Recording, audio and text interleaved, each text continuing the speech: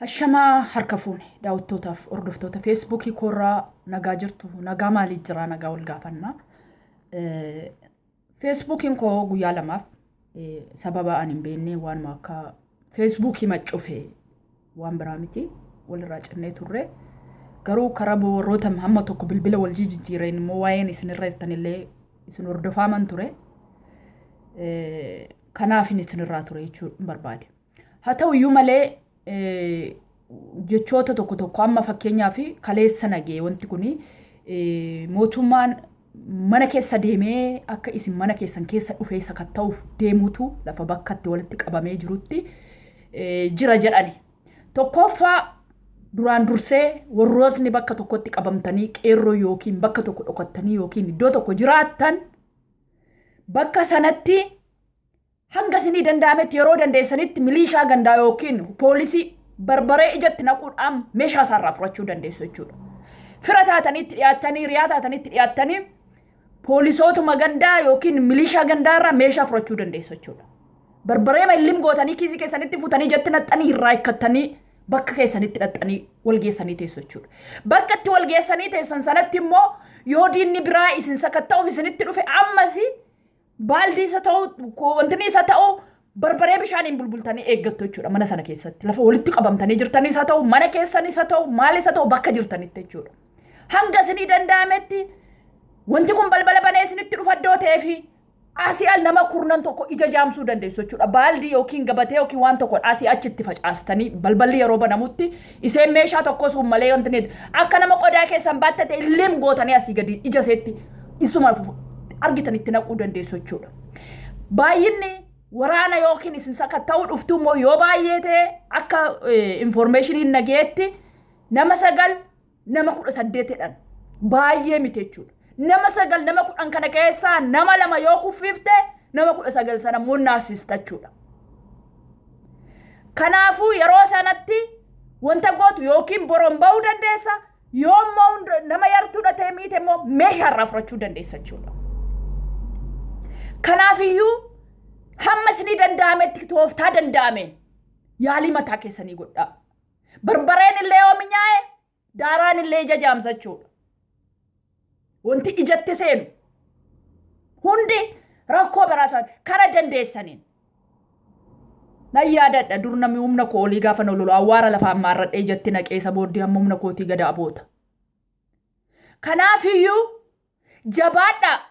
Qabsoon xinnoon qabdu wanti isin gootan galmee isin galmeessistan yaa ijoollee qeerroo biyya keessaa ijoollee dargaggoota bahaa kibbaa lixaa keessattuu ijoollee Shaashamannee gochaa isin raawwattan gootonni kanaan dura du'anii maqaan isaanii faarsamaa jiru gochaa sana raawwanne.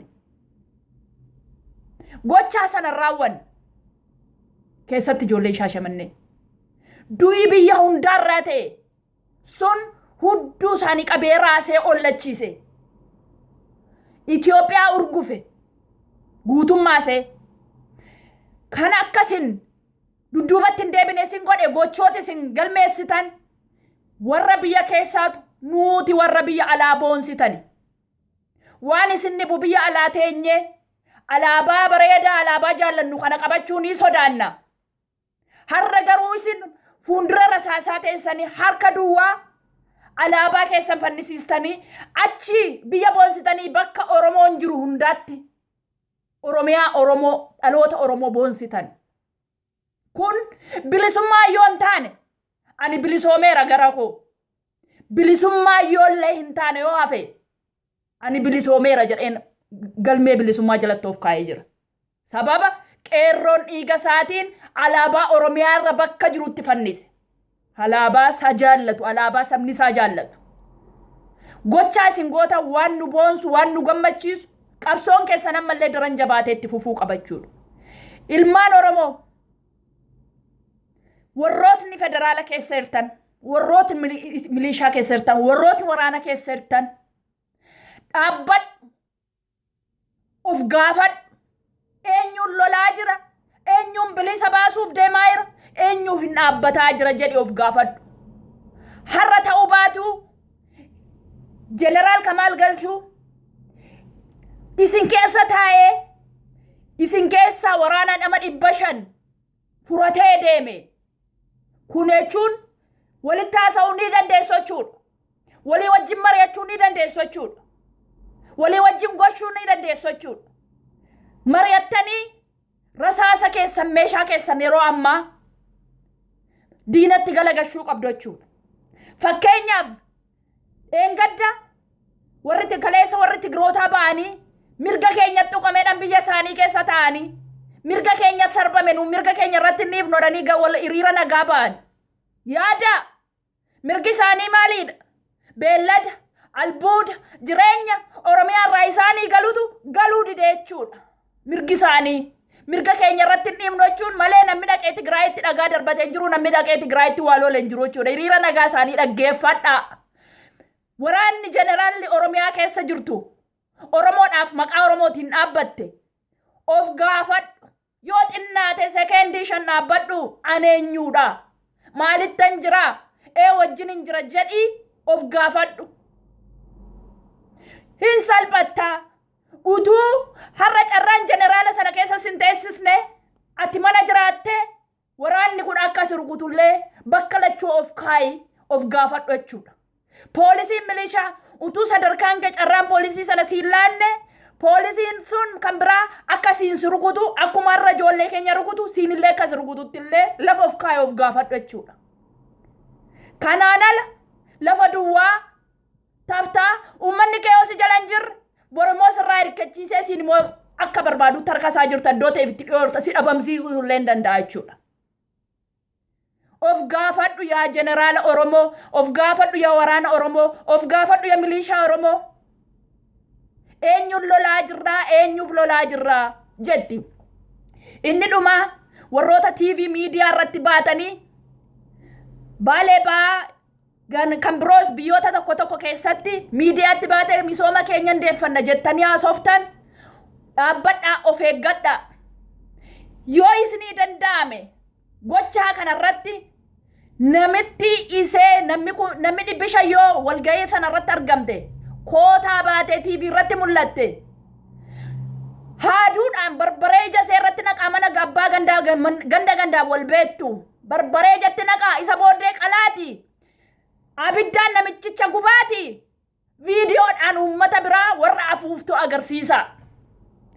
Durna yaadadhaa qalamee baay'ee nama doorsistu qalametti qalanii abiddarra qabanii gubanii qalamee see mukarra jirtu minaan kee yeroo hundaa nyaattu asii gad ilaaltee lamuun deebitu jechuudha. Oromoo masaa nuun bilisoomneerra jedhee haasa'u isa dhabamsiisuu qabduu kootaa isaa kuma yoo dadhabdan tokko dadhabdanii tokko mana isaa deemtanii halkan ija isaatti barbaree naxxanii waan inni qabu fuutanii wajjiniin gubdanii mana isaa hojii yoo gubdanii agarsiistan inni biraa afaan baaseen dubbatu jechuudha. Lamuu gadi ba'ee haasaa tokko naasoo jechuudha. Roorroon kana caaluun jiru gumaa lammii keenya nuun hin balleessine jedhanii miidiyaan baanee haasa'uun ilmaan keenya ijoollee keenya du'ee Oromoon afaan Oromootiin haasa'u qalamuu qaba jechuudha. Kanaafiyyuu of eeggadhu warri miidiyaa irratti baatanii dirqamtanii isa ta'u maal isa ta'u waan hin jirre haasoftan of eeggadhaa achumatti jechuudha. Of eeggadhaa. Salphinni kana caalu.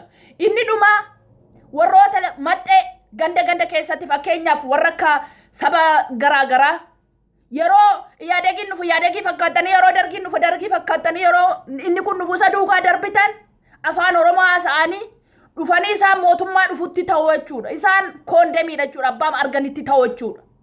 Fakkeenyaaf nama ganda koo keessaa beeka nama hundaa fakkaatee jiraatu. Yeroo inni kun nufuusa kana jala fiigu abaa'oo yeroo ture nama abaa'oo duukaa fiigaa ture si beeka. Ganda koo keessaa yeroo dargiin dhufe dargii duukaa fiigaa ture si beeka.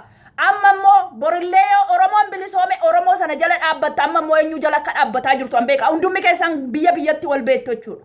Dhaabbadhu mana kee wajjin akka gubattu beeki. Nagaatti galatooma qabsaan hin du'a qabsoon itti fufa injifannoon kan uummata Oromooti. Nagaadhaan hamma marsaa ittaanutti walitti deebinutti galatooma.